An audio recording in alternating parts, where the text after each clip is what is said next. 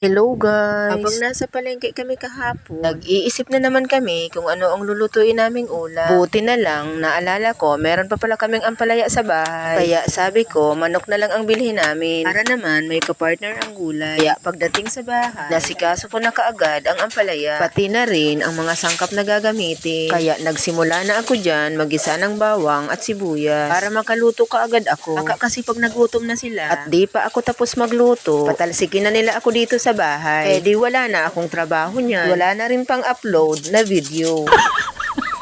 Balikan na pala natin guys ang niluluto ko. Ang medyo luto na pala ang kamatis, linagay ko na ang ampalaya. Habang niluluto ko pala dyan ang gulay, magpapainit na ako ng mantika sa kabilang kalan para maisalang ko na rin ang manok. Pagdating naman sa gulay, inaluan ko lang pala yan ng 2 pirasong itlog. Half cook lang pala ang gusto namin sa ampalaya. Kaya inoff ko na ang kalan. Kaya yung manok naman ang aasikasuhin ko. Inarinate ko na pala yun kanina. Haluin ko na lang yung crispy fry at harina. Napansin ko pala sa mga bata guys, pag nagluluto ako ng fried chicken, kahit nasa kapitbahay sila, umuuwi para siguraduhin fried chicken talaga ang naaamoy nila. At isa pa, kahit di pa ako tapos magluto, nasa likod ko na at may hawak ng mga plato.